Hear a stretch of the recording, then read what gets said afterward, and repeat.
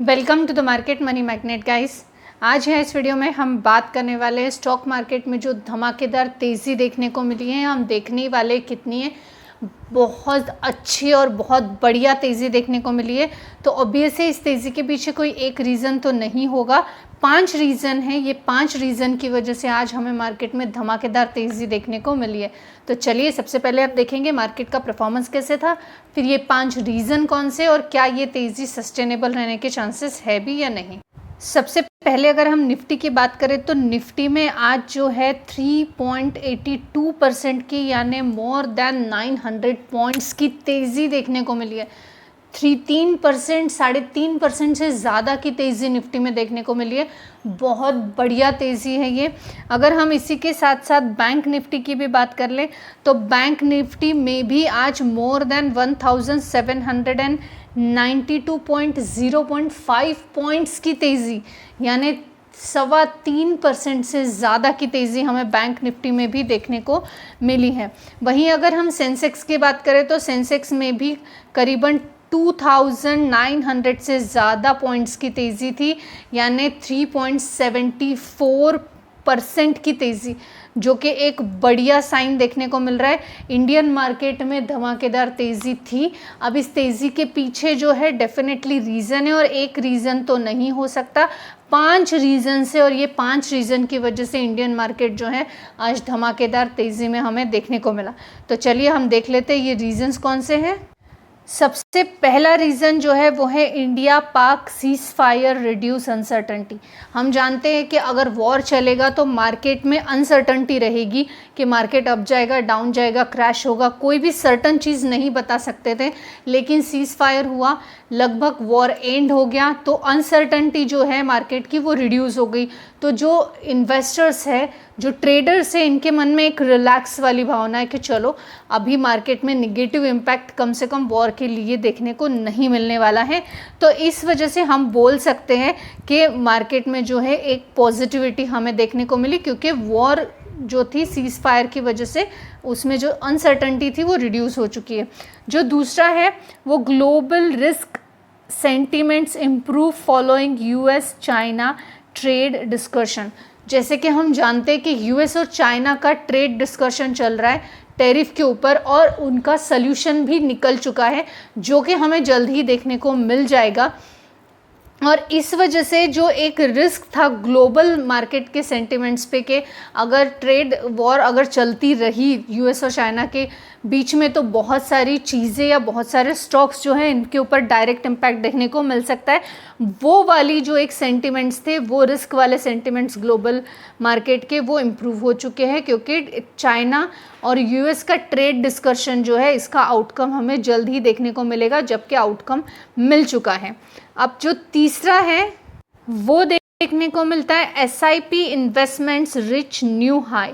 अब जो domestic institutional investors हैं इनकी तरफ से जो एसआईपी का कंट्रीब्यूशन रहता है achieving a new peak of 26,632 crore April में था, जो कि 2.72% से इंक्रीज़ हुआ है। अब ये जो है एक डेफिनेटली इंक्रीज़ हुआ है, यानी उनका इन्वेस्टमेंट मार्केट में बढ़ा है। अगर इंस्टीट्यूशनल इन्वेस्टर का SIP inflow increase 45.24% making stronger हुआ है FY 2018 से, तो उस हिसाब से हम ये बोल सकते हैं कहीं ना कहीं मार्केट में स्टेबिलिटी है। कुछ ऐसी न्यूज़ है जो इंस्टीट्यूशनल इन्वेस्टर्स को पता है और वो मार्केट में अब भी जो है इन्वेस्ट करे जा रहे हैं, एसआईपी कंटिन्यू किए जा रहे हैं। तो यहाँ पे ये भी एक रीज़न रहा है जिसके चलते मार्केट आज पॉजिटिव में देखने को हमें मिला है। इसके अलावा जो फोर्थ रीज़न है वो broad market rally across sector, यानी जो अलग अलग सेक्टर हैं वो सब में ही हम बोल सकते हैं एक पॉजिटिव मूवमेंट देखने को मिला है। एक्सेप्ट जो है pharmaceuticals and health care segment में निफ्टी जो है ये भी हमें टॉप परफॉर्मेंस देता हुआ देखने को मिला। निफ्टी पीएसयू बैंक्स भी 3% से जो है आज हमें पॉजिटिव में देखने को मिले।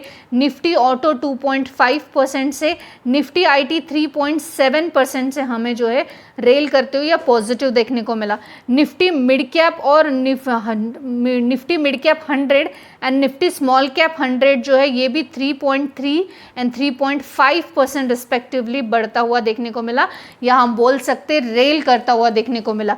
तो बेसिकली आज पूरे ही सेक्टर्स जो है इनका परफॉर्मेंस बढ़िया देखने को मिला, जिसका इम्पैक्ट हमें डायरेक्ट निफ्टी 50 पे या बैंक निफ्टी पे और सेंसेक्स पे भी देखने को मिला। So this is one of the reasons कि आज जो है इंडियन मार्केट में पॉजिटिविटी देखने को मिली है। जो हमारा next point and last point है वो है petroleum prices advance on trade prospects. जो ऑयल प्राइजेस इंक्रीज हुए वो पॉजिटिव डेवलपमेंट की वजह से यूएस चाइना ट्रेड टॉक्स के इंडिकेशन के बाद ही इन्हांस हुआ था, और ये 2 लार्जेस्ट पेट्रोलियम कंज्यूमर्स है ग्लोबली। तो इस वजह से जो क्रूड ऑयल है वो भी हमें देखने को मिला था बीच में कि जो क्रूड ऑयल पर बैरल का जो रेट है वो कम हुआ था, 75 से 60 के आसपास हो गया था, जिसके चलते मार्केट में क्रैश देखने को मिला था। अब ऑयल के प्राइजेस स्टेबल हो गए, या हम बोल सकते हैं जो ऑयल के प्राइजेस हैं उसमें इंक्रीज होने की वजह से, और इंक्रीज होने का रीज़न है यूएस चाइना का ट्रेड टॉक। अब ये यूएस चाइना का ट्रेड टॉक का आउटकम भी जल्दी निकल कर आएगा, और आउटकम आने के बाद हम डेफिनेटली कोशिश करेंगे कि उसके ऊपर भी एक वीडियो बनाया जाए।